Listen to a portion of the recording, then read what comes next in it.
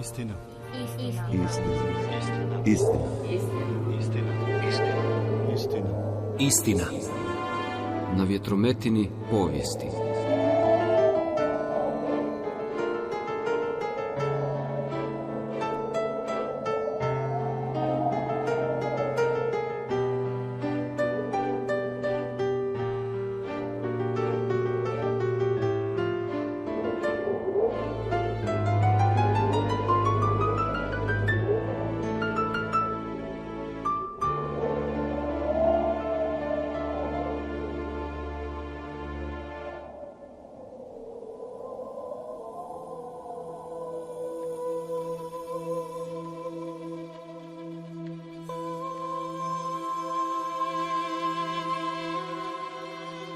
Odlazak u emigraciju koji se događa praktično kroz zadnja 2 stoljeća vezan je uglavnom bio uz neke turbulentne događaje u Hrvatskoj ili u Jugoslaviji u to vrijeme, kad se broj ljudi koji odlaze dramatično povećavao, da bi se onda stišavao. Sad, kad govorimo o emigraciji, onda imamo različite vrste emigranata. Imamo iseljenike, imamo izbjeglice. Uglavnom u tom nekakvom emigrantskom žargonu pojam emigrant pripisuje se onima koji se mogu svrstati kao politički emigranti ili ljudi koji su napustili domovinu bježeći ili koji su bili protjerani, dok su iseljenici ljudi koji su odlazili iz ekonomskih razloga. Pod pritiskom napušta Zagreb. Pod pritiskom piše. Živi neprestano se osvrćući. Život s pogledom na retrovizor.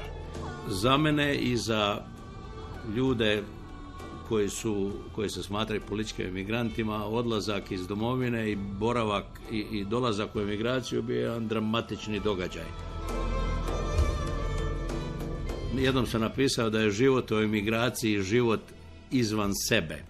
Život na koji se nikad ne privikneš. Konstantna težnja povratku, nostalgija za zavičajem, za prijateljima, za domovinom, za svim. 69. upisuje pravo na Zagrebačkom sveučilištu. Uključuje se u studentski pokret i postaje aktivist Matice Hrvatske. Posebno je dramatično za nas koji smo bili proglašeni državnim neprijateljima, što je taj odlazak iz domovine automatski značio i potpuni prekid svih kontakata sa svojim prijateljima i poznanicima, zato što bi u ono vrijeme svaki kontakt sa nekim iz Hrvatske stavljao njih u opasnost. Znači, to je bio jedan apsolutni prekid svih odnosa. U tome je i ta dramatičnost te situacije. Drugarice i drugovi, Zagrepčani.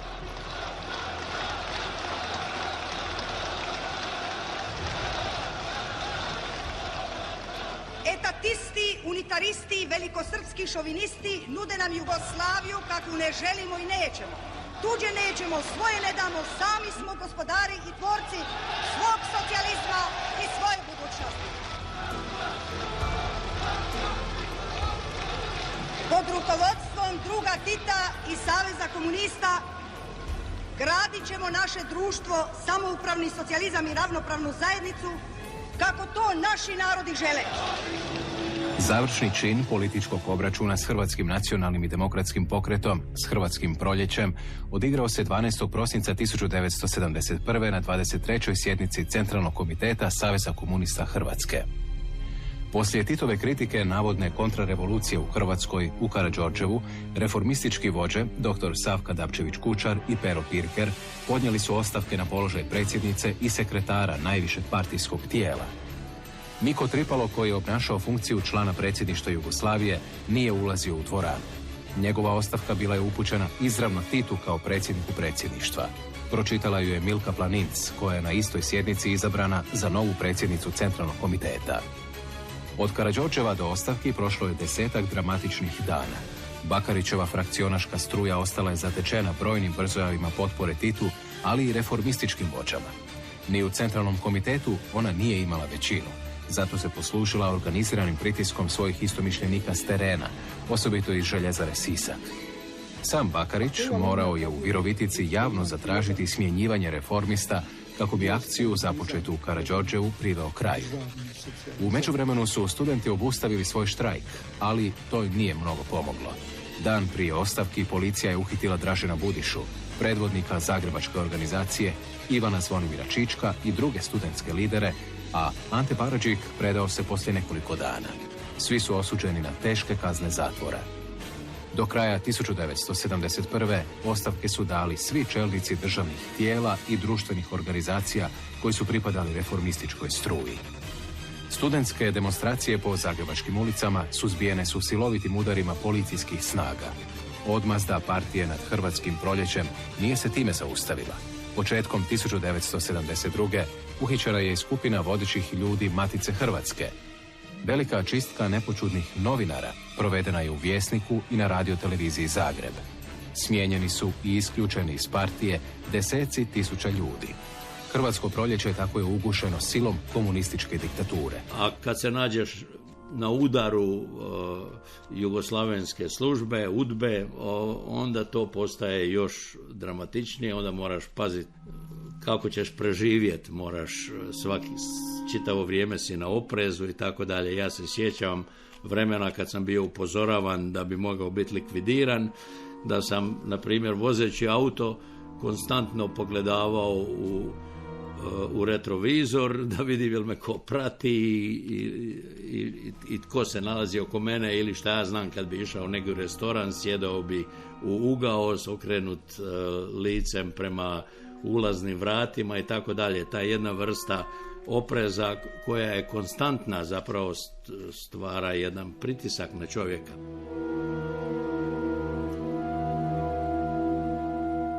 U siječnju 1972. Dinko Dedić napušta Jugoslaviju, a već ga sljedeće jutro u rodnoj Hrastovici traži milicija.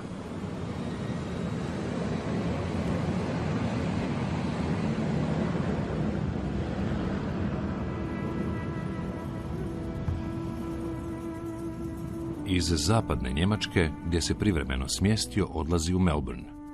Kratko potom upisuje računalni smjer na sveučilištu RMIT. Povezuje se s neformalnom skupinom hrvatskih proljećara te počinje suradnju u emigrantskom hrvatskom tjedniku, gdje će na prijelomu desetljeća postati glavnim urednikom sve do početka Domovinskog rata.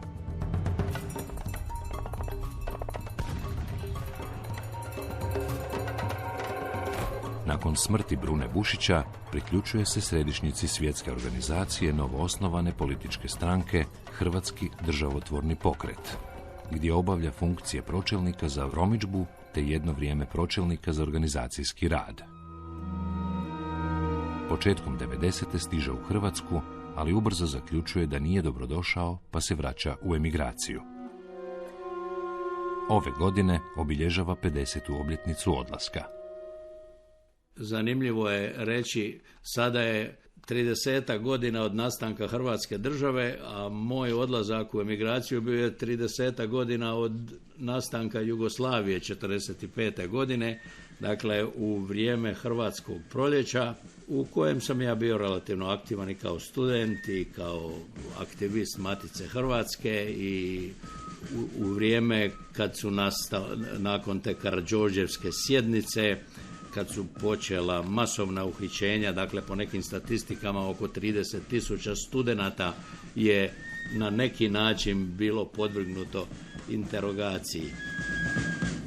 Tu dramatičnost mog odlaska nisam je bio sasvim ni svjestan dok već Hrvatska nije uspostavljena, kad sam susreo svog susjeda koji je tamo bio kad je došla jedna ta crna marica puna milicije da me uhapse. I onda kad sam shvatio da je to bilo sat vremena nakon što sam ja prešao austrijsku granicu i otišao u Njemačku, onda sam tek shvatio koliko dramatično je to sve zajedno bilo.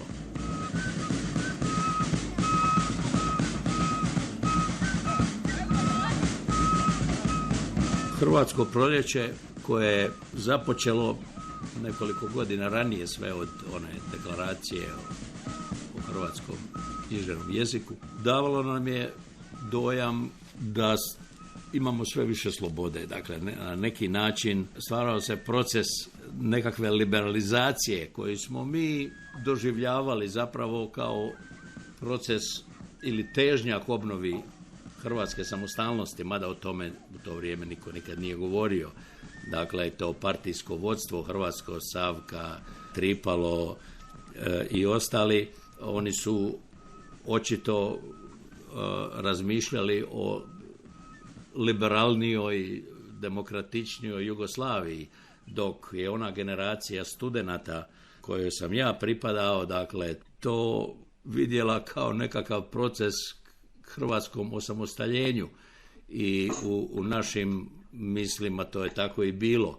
Na neki način smo mi to ispoljavali, što je očito privuklo pažnju ondašnje milicije. Na primjer, ja sam sa skupinom prijatelja ispisivao parole po zidovima kao živjela Hrvatska, što su oni vidjeli kao antidržavni akt. Jeli? I u tom procesu u Hrvatskoj su svi svjesni na koji način je to sve provedeno. Uglavnom, efektirane su bile na tisuće studenata, članova Matice Hrvatske i tak dalje. Bilo je dramatičnih primjera o kojima nije puno pisano. Na primjer, jedan prijatelj kojeg sam poznavao nije bio službeno uhićen, nego ga jednostavno milicija ondašnja jugoslavenska, kako su ju zvali, uhvatila na ulici, strpali ga u crnu maricu, odveli u policijsku stanicu, tamo ga isprebijali na mrtvo, odbili mu jedan bubreg i onda ga ponovo izbacili na ulicu. I kad je otišao kod advokata i pokušao nešto učiniti u vezi toga, mu je rekao, pa ja ti ne mogu pomoći, ti nisi nikad ni uhićen, nema nikakvih dokumenata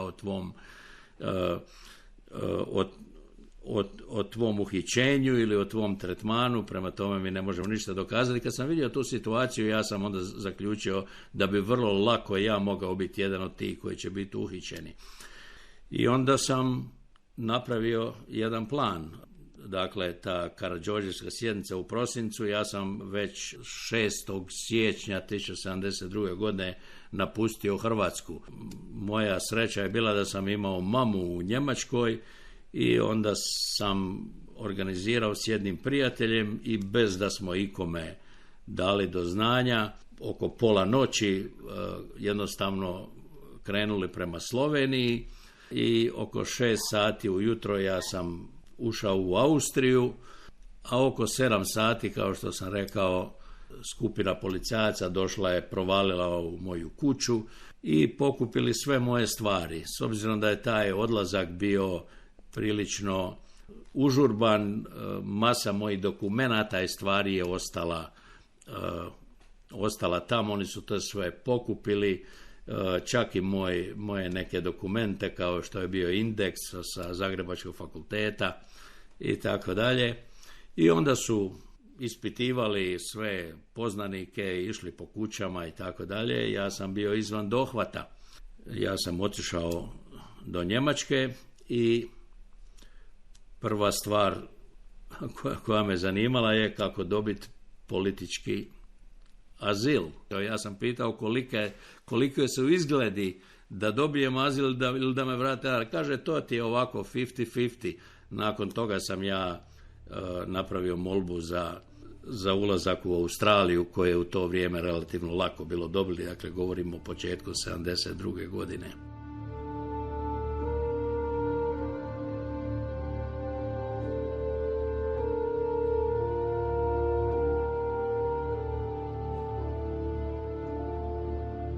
I dolaskom u Australiji sam tek shvatio kolika je to razlika između života koji sam živio ranije i onog koji me dočekao u Australiji.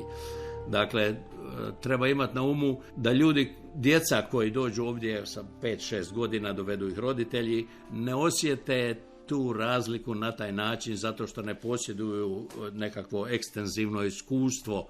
Međutim, ja sam bio 19 godina, ja sam studirao, ja sam imao prijatelje, ja sam imao djevojku ja sam imao svoje kafiće u koje sam redovno zalazio, dakle imao sam jedan formirani život i ne samo da sam imao formiran život, nego sam imao jednu viziju budućnosti. Moja ideja je bila da postanem novinar i sve je bilo usmjereno u tom smjeru i onda se događa taj dramatični događaj kad to sve odjednom bude odsječeno. Dakle, taj život samo nestane. I nakon višemjesečnog putovanja brodom, što je bilo onako prilično zanimljivo za nekog, moglo bi se reći jedna dobra avantura, kad sam došao u Australiju, tek kad sam vidio da se nalazim u jednom potpuno drugačijem svijetu. I sada neki ljudi karikiraju o tome da u Australiji ljudi hodaju na glavi, međutim to nije tako ni daleko od toga. Prvu stvar koju sam primijetio bila je da se kvake na vratima, da bi otvorio vrata moraju dignuti prema gore. Dakle, sasvim suprotno od onoga što smo mi u Hrvatskoj radili. Onda mi je to postalo tako simptomatično da je mnogo toga ne samo drugačije nego u Hrvatskoj, nego i sasvim suprotno. Sjećam se jedne žene koja je iz Hrvatske došla u Australiju i ona je učila u školi engleski i govorila je prilično. Oko zaposlenja imala je sastanak s jednim čovjekom, jednim poslodavcem u jednom restoranu gdje su sjedili i razgovarali o tome i onda je on u jednom momentu ustao i rekao see you later. Dakle, rekao je vidimo se kasnije i ona je ostala i sjedila 2 sata nakon što je on otišao i tek je onda shvatila da se on neće vratiti. Dakle, u tom smislu Australija je bila jedna nepoznata zemlja. Sretna okolnost je u tome da hrvatski doseljenici u Australiju uglavnom su se getoizirali. Dakle, s obzirom na poznanstva i ljude koje su poznavale, koji su ranije došli u Australiju, Hrvati su se grupirali u određene dijelove grada, u predgrađa, na primjer Melbourna, tako da imamo jedno predgrađe u Melbourneu koje se zove St. Albans, koje smatraju da ima najveću koncentraciju Hrvata izvan Hrvatske, gdje na ulici se redovno čuje ljude kako govore hrvatski jezik, gdje postoji hrvatska mesnica, hrvatska pekara, hrvatska trgovina sa hrvatskim proizvodima, u banci bankovna činovnica koja govori hrvatski liječnik i praktično si mogao živjeti u tom dijelu grada bez da govoriš engleski jezik. I onda k tome postoje hrvatski klubovi, hrvatski domovi, hrvatski kafići i mogao si živjeti na taj način. Međutim, ta getoizacija, život kao da živiš u Hrvatskoj, jednoj stranoj zemlji, ima svoje negativne posljedice, a to je da ti doseljenici koji žive u zatvorenim skupinama imaju vrlo loše, kako se kaže, public relations, dakle vrlo loš utjecaj na zajednicu i na državu u kojoj žive. A Melbourne je velika hrvatska zajednica sa 3 župe, 3 katoličke župe, sa velikim hrvatskim domom, sa 3 nogometna kluba u 3 dijela grada. Ako tome pribrojimo i Geelong kao jedan, kako bi rekao, satelitski grad praktično prislonjen na Melbourne, i tamo je velika hrvatska zajednica i oni imaju svoj nogometni klub i svoj hrvatski dom i sve to zajedno. Dakle, to je mjesto velike koncentracije Hrvata. Tu su izlazilo nekoliko hrvatskih novina, postoje hrvatski radio sat, sve to postoji danas, međutim to je donekle izgubilo svoj značaj nakon osamostaljenja. Ta je hrvatska zajednica do 1991. godine bila daleko kompaktnija, ili do 1995. bila daleko kompaktnija nego što je danas.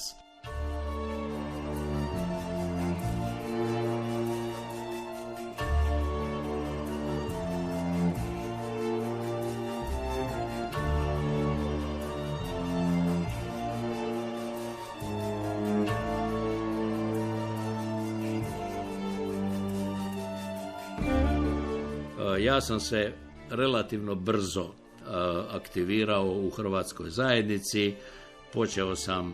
Učlanio sam se, pošto sam išao u školu i studirao ovdje, učlanio sam se u Savez hrvatskih studenata, s njima se počeo družiti, preko toga odlazio u klub Hrvatske mladeži, u Hrvatski dom, uskoro počeo pisati u novinama Hrvatski tjednik u Melbourneu, objavljivati. Naravno, automatski sam privukao pozornost te jugoslavenske službe i radi toga moje komunikacije s bilo kim u Hrvatskoj predstavljale bi opasnost za te ljude. Dakle, znam da sam ne dugo nakon mog odlaska dobio poziv od moje mame da moram napraviti jednu oporuku radi toga što je nešto od naše imovine ostalo na mom imenu.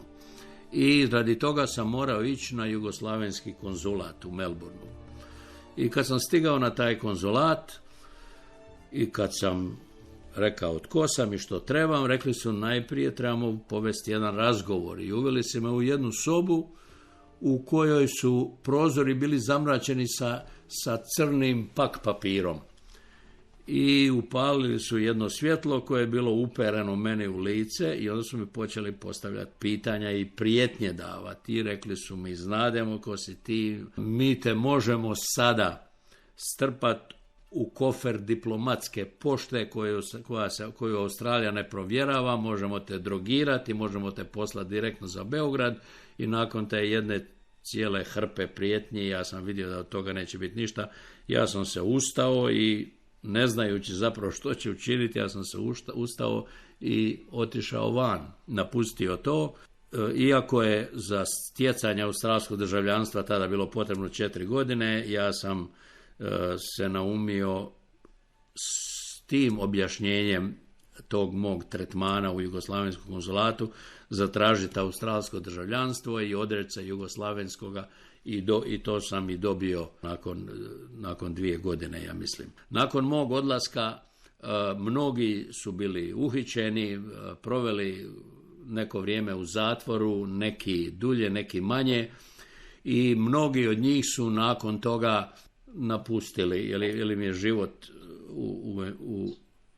u Hrvatskoj jednostavno bio nemoguć.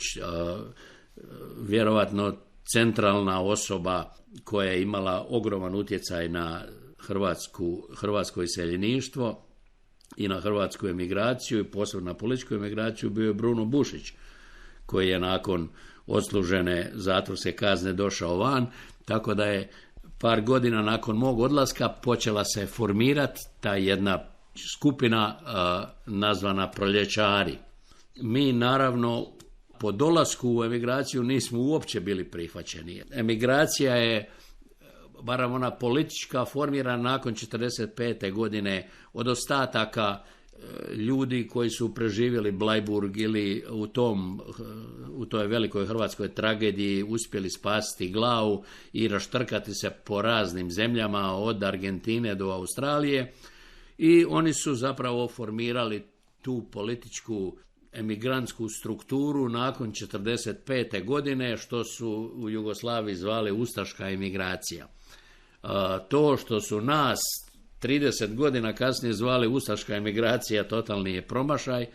Ta emigracija u kojoj smo mi stigli, dakle 70. godina, bila je prilično otuđena od onog što je postojalo u Hrvatskoj i kako je živjela Hrvatska. Dakle, bio je to jedan,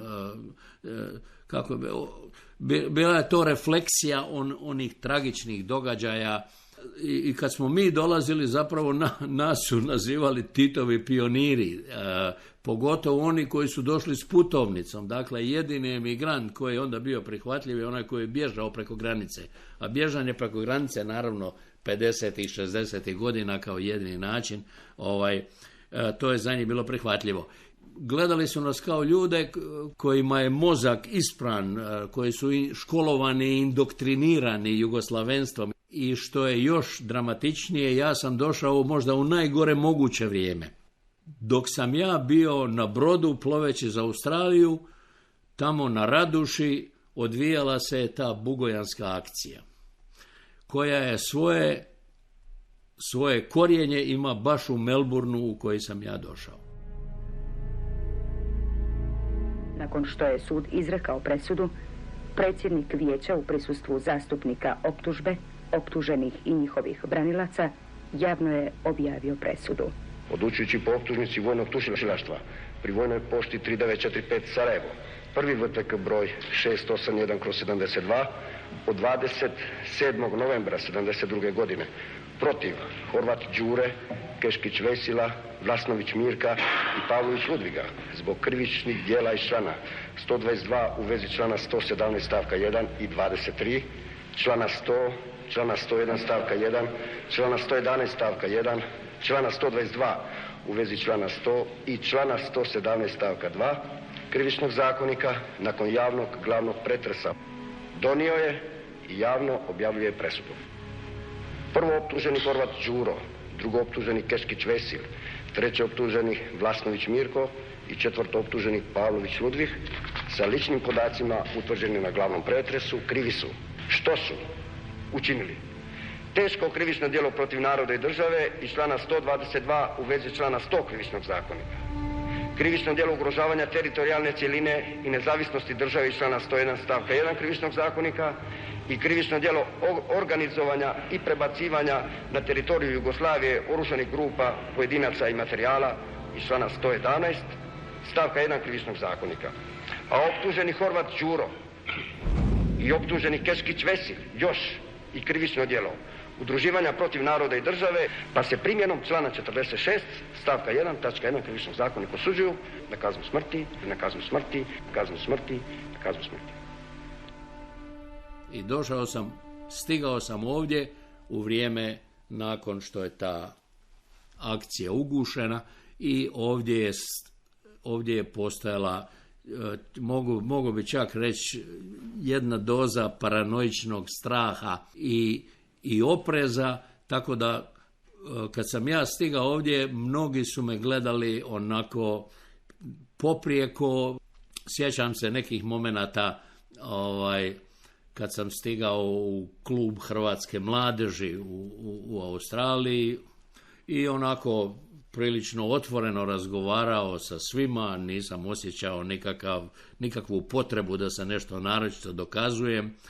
Onda mi je jedan od njih rekao, ali što god ti kažeš meni, ja tebi ne vjerujem. I u tom procesu, sjećam se, jednom sam bio u jednoj dvorani gdje je bilo oko 200 Hrvata. I onako ja kao svježi doseljenik u Australiju, tu sam bio i onako puno ljudi me onako gledao poprijeko. I onda mi je prišao jedan stariji Hrvat ovdje, kaže, znaš zašto si ti temeljito drugačiji od svih ostalih u ovoj dvorani? Ja kažem, ne znam. Kaže, zato što si ti jedini ovdje koji dolazi od nekud sjeverno od Save. Dakle, u toj dvorani bili su uglavnom Hercegovci, Imoćani, Zagora, Bosna i ta politička emigracija uglavnom u svojim redovima nije imalo puno Slavonaca, Zagoraca, Prigoraca, ljudi oko Zagreba i tako dalje. Tako da sam ja i po tome bio drugačiji. Međutim, s vremenom smo mi postali prihvaćeni i pogotovo nakon dolaska Brune Bušića stvorila se praktično jedna politička skupina koju su onako nazivali proljećari, koja nije bila baš specifično organizirana, ali je postajala organizirana. I pod vodstvom Brune Bušića mi smo polako krenuli sa programom nacionalnog izmirenja koje se danas u Hrvatskoj naziva pomirba i koje je naravno izigrano do temelja, a pojam nacionalnog izmirenja je bilo izmirenje sinova partizana i sinova ustaša. Dakle, mi smo tu ideju širili. U tom programu nacionalnog izmirenja koji je započeo Bruno Bušić, stvorena je i organizacija Hrvatskog državotvornog pokreta i mi smo htjeli da tu bude zastupljenja i hrvatska ljevica i hrvatska desnica. Pa smo, na primjer, imali ogranak Hrvatskog državnog pokreta Andrija Hebrang. Kad sam ja sinu Andrije Hebranga, dakle Andriji Hebrangu koji danas živi u Zagrebu, to rekao, on je bio iznenađen. Te promjene donijele su velike promjene u emigraciji, pogotovo formiranjem jedne skupine organizacija koje su nazvane borbeno zajedništvo. A tu je bila uglavnom skupina proljećara, Hrvatska republikanska stranka okupljena oko Ive Korskoga, Hrvatski narodni otpor u kojemu je u to vrijeme, ja mislim, na čelu bio Nikola Štedul, kasnije postao predsjednik Hrvatskog državotvornog pokreta. Ja sam u Melbourneu najprije surađivao sa jednom rubrikom pod imenom Strijelac u Hrvatskom tjedniku, koji je ovdje bio jedna lokalna novina, a nju smo kasnije pretočili u novinu za cijelo iseljeništvo. Dakle, taj Hrvatski tjednik, kojemu smo dali čak i format onog zabranjenog Hrvatskog tjednika u Zagrebu, distribuirali smo po cijelom svijetu. Nekoliko stotina primjeraka redovno smo ubacivali u Hrvatsku, što je naravno izazvalo pažnju tadašnje UDBE. Bilo je vrlo opasno ubacivati tu, kako su oni zvali to, neprijateljska štampa. Ja mislim da je samo jednom jedan od tih distributora bio uhvaćen i dobio 7 godina zatvora. Međutim, mi smo redovno ubacivali u Hrvatsku hrvatske tjednike. Ja sam bio iznenađen kad mi je Anto Kovačević u Zagrebu rekao da je u Zenici u zatvoru dobivao primjerak Hrvatskog tjednika. Novine koje sam ja bio urednik, koja je tiskana i izdavana u Melbourneu, dosiže do zeničke kaznionice. To smo gledali kao jedan značajan uspjeh i zato ne čudi tolika koncentracija te UDBE prema nama.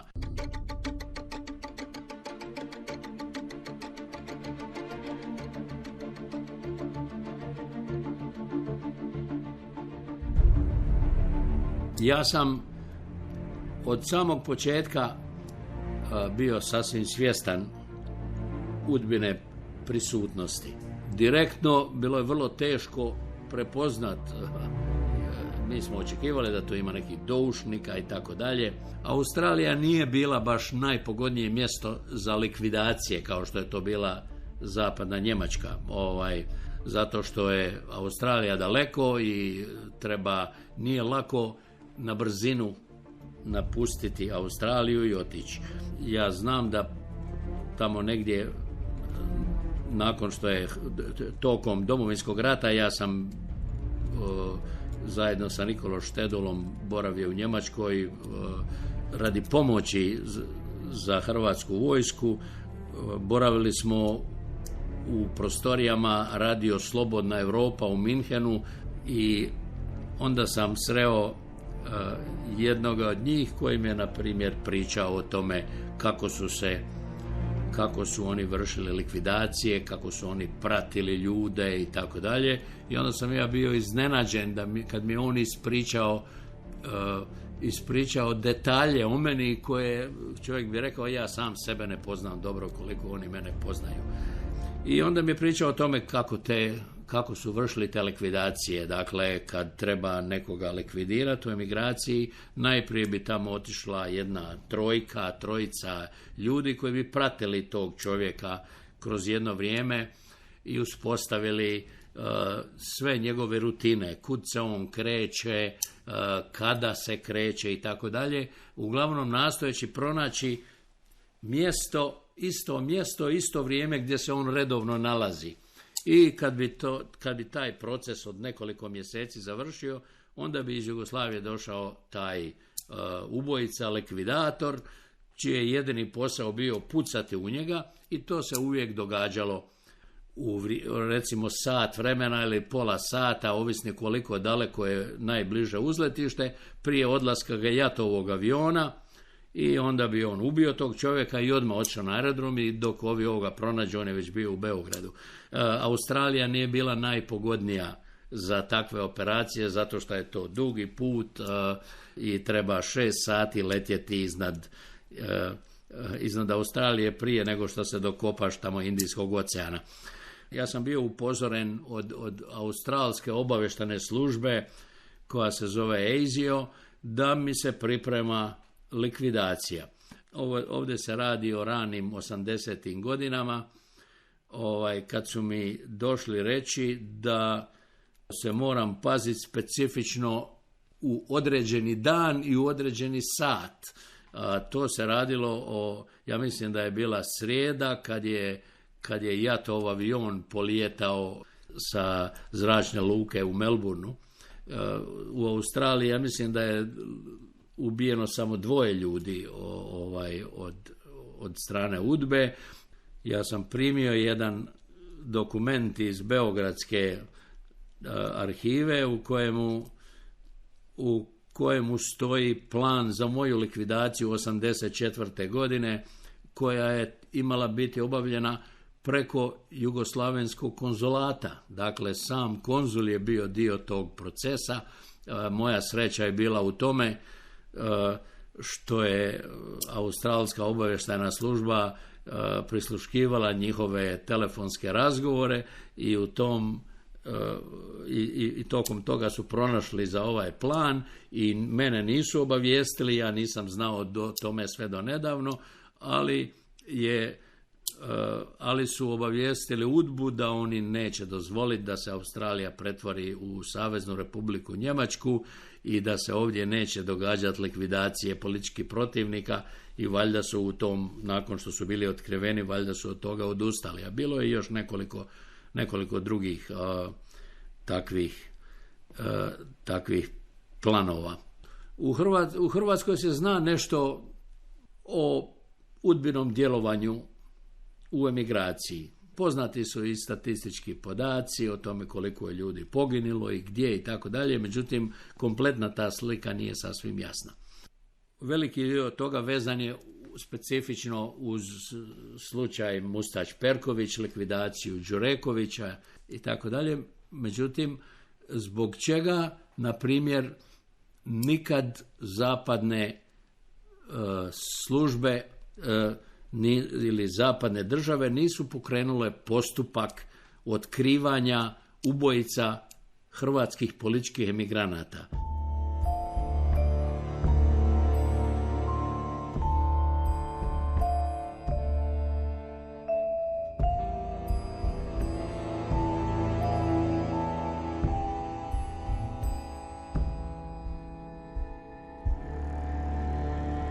Stjepan Đureković je bio slučaj jugoslavenskog sukoba oko INE, koji je relativno poznat tako. Specifično radi toga što u tome nisu sudjelovale zapadne države. Taj proces je proveden, ali na primjer proces ubojstva Brune Bušića i mnogih drugih nikad nije pokrenut. Zato što je kompletni zapad stajao u obranu Jugoslavije. UDBA nije djelovala isključivo samo na svoju ruku i bez ikakva kontakta sa drugim zapadnim službama. Poznato je čak da su se dogovori o djelovanju protiv takozvane anti-jugoslavenske emigracije, da su se sastanci održavali čak i u Beogradu i sasvim je prirodno zaključiti da u tim likvidacijama hrvatskih emigranata su makar pasivno sudjelovale i zapadne službe, možda tako da bi okrenuli glavu na drugu stranu ili su možda da UDBI davali informacije o tome gdje nekoga mogu pronaći, gdje se nalazi i gdje ga je najlakše uloviti. I najviše tako što su velikom brzinom zatvarali procese istrage. Tako da, na primjer, ubojica Brune Bušića ni danas nije poznat i ti su se procesi jako brzo zatvarali. Mi smo bili zapravo na jedan način na neprijateljskom terenu. Ja sam bio više puta, mogu reći često, pozivan na takozvane informativne razgovore. Bilo kad sam trebao obnoviti putovnicu ili kad bih nekud išao i tako dalje. I onda su mi redovno govorili i Australci, i Njemci, i bio sam preslušavan i u Kanadi, i u Americi, i u Švedskoj, i u Velikoj Britaniji, i u Njemačkoj. I redovno su mi uvijek govorili, ti radiš na rušenju države s kojom mi imamo dobre diplomatske odnose, prijateljske odnose. Ja se sjećam tih razgovora koje sam imao i zanimljiva stvar je bila da gdje god sam došao, prilike pitanja i komentari su bili vrlo slični. Dakle, kad su me preslušavali u Londonu ili kad su me preslušavali u Njemačkoj ili u Americi ili u Australiji, jednaka je bila ta retorika. Dakle, kao da se radi o jednoj strukturi, kao da se radi o jednoj strukturi koja je toliko povezana da sva pitanja i obrasci i način razgovora, sve je kao standardizirano. Dakle, ja sam bio sasvim svjestan da se tu radi o jednoj zajedničkoj operaciji suzbijanja antijugoslavenskog rada. Nije zapadnim državama smetalo prisustvo hrvatskog iseljeništva, pa i ono aktivno ako se to vodilo kroz folklorne skupine, kulturna društva, sportske timove, kako bi rekao, pod parolom kulturom do Hrvatske, nego kako se formirala ta struktura borbenog zajedništva, dakle ideja rušenja Jugoslavije, organiziranog rušenja Jugoslavije, to je za njih bilo neprihvatljivo i to je trebalo suzbiti pod svaku cijenu. Tako da smo mi bili ne samo na udaru UDBE, nego i na udaru tih zapadnih službi. Nisam ja bio na zubu samo UDBE, nego i na zubu tih zapadnih službi koje su djelovale s programom očuvanja Jugoslavije pod svaku cijenu i tako su djelovale sve do Domovinskog rata i na samom početku Domovinskog rata. Dakle, kad je postalo sasvim jasno da je Jugoslaviju nemoguće sačuvati, onda su oni se opredijelili za nas.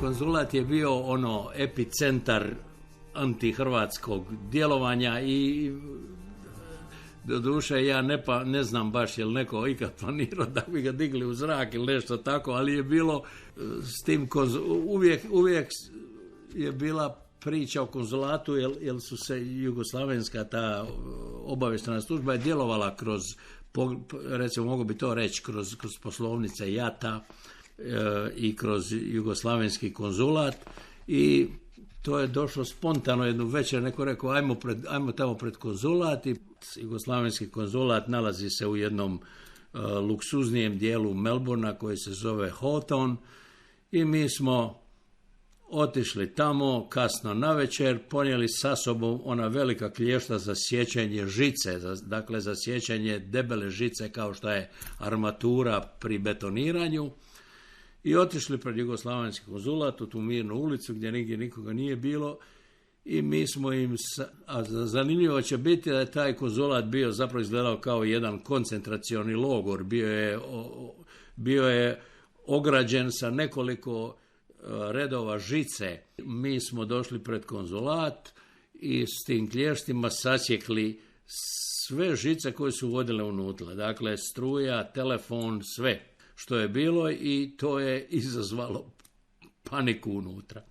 Nakon 5-6 minuta iznutra izašao jedan stražar sa ruskim automatom, znam da je ruski zato jer je imao onaj doboš, potom smo ga prepoznavali, nije pucao, ali je gledao u nas i onda 10 minuta kasnije odnekud je stigla hrpa policije, dakle nekoliko autobusa policije koji su se s dvije strane ulice formirali kako se formiraju kad se održavaju neke demonstracije sa štitovima i tako dalje.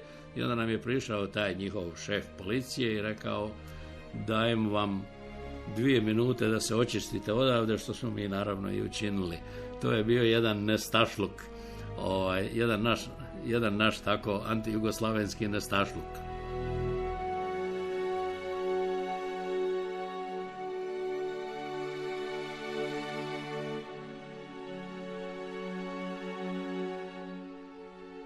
Danas kad promatramo politički razvoj u Hrvatskoj, posebno događaje vezane uz suverenističke stranke, dobijem dojam da na jedan način imitiraju ono što se nekad događalo u hrvatskoj emigraciji. Hrvatska emigracija nije nimalo bila homogena. Dakle, tu je bilo više skupina koje su često bile suprotstavljene jedna drugoj, a neke organizacije su se cijepale, kao što to smo imali primjer sa strankom prava, iz početka, koja se razlomila u nekoliko skupina, pa čak i seljačka stranka i šta ja znam. U emigraciji, na primjer, Hrvatski oslobodilački pokret, jedno vrijeme su bile 3-4 frakcije koje se nisu međusobno slagale. Međutim, bila je jedna zanimljiva karakteristika u hrvatskoj emigraciji, a to da smo se svi slagali u jednom zajedničkom cilju, a to je bio da Jugoslaviju treba srušiti i na njenim ruševinama uspostaviti samostalnu Hrvatsku državu, što je na kraju i ostvareno. Dok je Bruno Bušić bio na životu, negdje pod kraj, na jednom sastanku sa Nikolom Štedulom u mjestu Kirkcaldy u Škotskoj, nedaleko Edinburga, dogovorili su uspostavu nove organizacije pod imenom Hrvatski državotvorni pokret. Odmah po osnutku ta skupina hrvatskih proljećara, uključujući sa mnom, prihvatili smo taj Hrvatski državotvorni pokret i napravili ga u jednu solidnu državotvornu organizaciju. Ja sam u to vrijeme bio urednik Hrvatskog tjednika i pročelnik za promidžbu Hrvatskog državnog pokreta, ali mi je Nikola Štedul dao i funkciju svojevrsnog pročelnika za organizacijski rad. Ja sam putovao, povezivao ogranke koje smo imali po svim kontinentima gdje žive Hrvati i putovao u Kanadu, u Sjedinjene Države, svuda po Europi, između Australije i ostatka svijeta. I naravno, to su bili avionski letovi, prilikom spuštanja u jednu država kao što je recimo bila Engleska. Kad sam stigao u London, onda su me zaustavili, naravno vodili na razgovor, pretresali uvijek do krajnjih granica. Dakle, u Londonu su mi izvalili petu na cipeli, jer je valjda bilo nešto metalno u toj peti. Kad bi dolazio u Australiju, spustio bi se negdje oko 6 sati ujutro, gdje su me čekali žena i djeca, a mene bi van pustili u 9 sati. Dakle, to je bila moja sudbina. Jedan događaj koji mi je malo se upečatio, bio je jedan let kad sam se sa Qantasom vraćao u Australiju i prilikom polijetanja grom je udario u jedan od motora na tom Jumbo Jet Boeing 747 zrakoplovu i avion se malo zdrmao, ali to nije, bilo je malo straha, međutim to nije oštetilo avion ni na koji način, a mi smo taman negdje bili na putu preletiti preko Jugoslavije. I u jednom momentu smo preko zvučnika obavješteni da će se avion izvanredno spustiti u Beogradu radi pregleda motora, radi nekakve inspekcije. nakon čega sam ja pozvao stewardesu i rekao, vi se ne možete spuštati u Beograd. Ona kaže, kako to ne možemo? Rekao, ne možete zato ako se spustite u Beogradu, mene će skinuti s aviona i mene će ubiti. Ja sam proglašen za neprijatelja Jugoslavije i nakon tog razgovora oni su to malo ozbiljnije shvatili i tamo je bilo nekakve konzultacije i onda se vratio jedan steward i rekao mi ovako, mi ako se spuštamo u Beogradu, ti ćeš ići u pilotsku kabinu, jer po tom međunarodnom zakonu pilotska kabina ostaje teritorij države koje pripada zrakoplovu. I sada ja sam trebao, dakle, se presvući u nekakvu pilotsku robu i sjedi tamo, što meni nije nimalo ugodno bilo i ja sam strepio. Međutim, što se dogodilo, avion je produžio i spustio se u Ateni.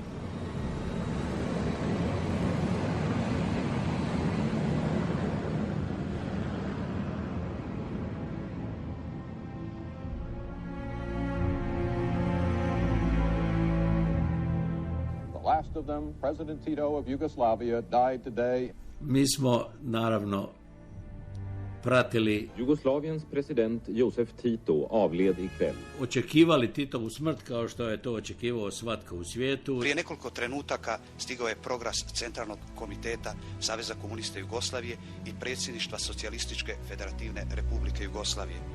Centralni komitet Saveza komunista Jugoslavije i predsjedništvo Socijalističke federativne Jugoslavije objavili su večeras sljedeći proglas.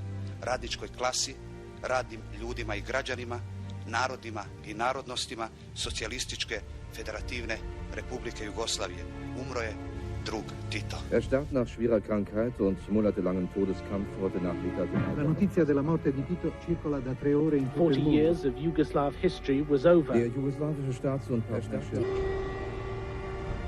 I mi smo, dakle, odmah pripremili novu naslovnu stranicu koja je, ja mislim da je naslov bio Tito je mrtav, diktatura neće preživjeti diktatora. Tako se i dogodilo, doduše, nešto godina kasnije. Koliko je god žalosti bilo u Zagrebu i pjevala se Fala, toliko veselja je bilo u Melbourneu. Sakupili su se Hrvati sa svih strana, iz Melbournea, iz Geelonga, došli su pjevači, došli su folklorne skupine i u sred glavnog grada Viktorije, na glavnoj ulici koja je imala u to vrijeme najviše prometa, dakle Burke Street, zatvorili smo cijelu ulicu.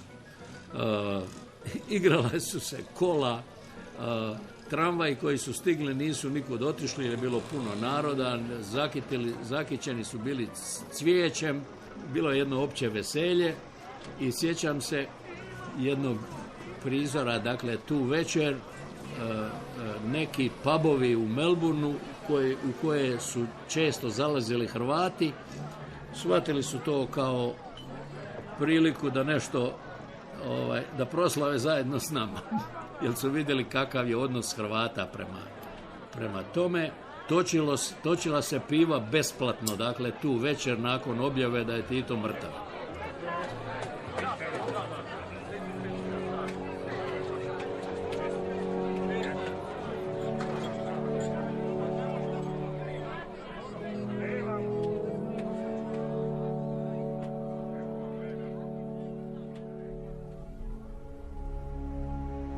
Kako je postajalo očito da je Jugoslavija pri kraju, tako smo se i mi specifično u Hrvatskom državotvornom pokretu počeli orijentirati prema domovini. Mi smo dosta prije toga već osnivali tajne ogranke u Hrvatskoj, imali cijelu organizaciju, tako da je tamo 89. uglavnom 89. 90. sva koncentracija našeg grada prestala vani i mi smo se usredotočili na Hrvatsku, gdje je postojao broj aktivista i praktično se cijela organizacija Hrvatskog državnog pokreta uključila u Domovinski rat. Tako sam i ja već 90. godine i bio među prvima koji su stigli u Hrvatsku još dok je Jugoslavija bila na vijesti. Sjećam se, ja sam praktično kao test case, za test išao zrakoplovom u Zagreb, gdje su jugoslavenska pogranična služba, carinska i tako dalje još uvijek kontrolirala sve, i došao na Pleso. Kad mi je udario žig u pasoš, doduše nisam se ni ja osjećao najkomotnije, jer bilo je priča da te mogu tamo strpati u nekakav auto i odvesti za Beograd. Međutim, ja sam tako relativno dobro prošao. A odnos iseljeništva prema početku Domovinskog rata, proglašenju samostalne Hrvatske, bio je fantastičan. Dakle, ljudi mnogi koji nisu bili politički angažirani na način na koji sam ja bio, koji su bili poslovni ljudi, pa i obični ljudi, dali su sve od sebe. Dakle, Hrvatskoj je pružena maksimalna financijska podrška. Ja vam samo mogu reći primjer jednog čovjeka koji je prodao sve što je imao. Dakle, bio je samac, prodao sve što je imao, svu svoju imovinu i sav novac poslao u Hrvatsku. Nekoliko godina kasnije umro i koliko sam čuo, bio je pokopan u kartonskoj kutiji.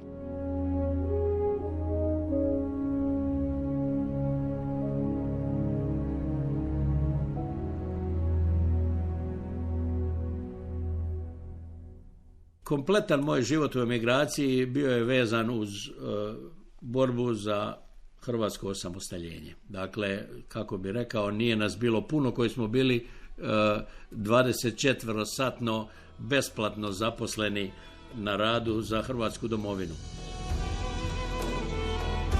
Neko je takav odnos prema domovini opisao kao zaraza. Dakle, nisi samo domoljub, nisi samo zaljubljen u Hrvatsku, nego si zaražen, neizlječivo zaražen s Hrvatskom. Poslije 20 godina intenzivne borbe za neovisnu Hrvatsku konačno je bacio koplje u trnje. No ne zadugo. Na svom motoru kroz Melbourne i dalje sanja bolju Hrvatsku.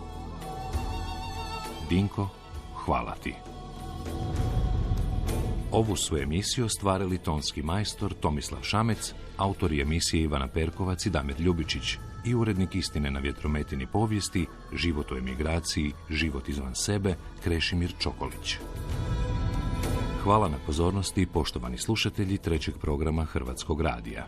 S novim epizodama ponovno se susrećemo u rujnu. Lijep pozdrav!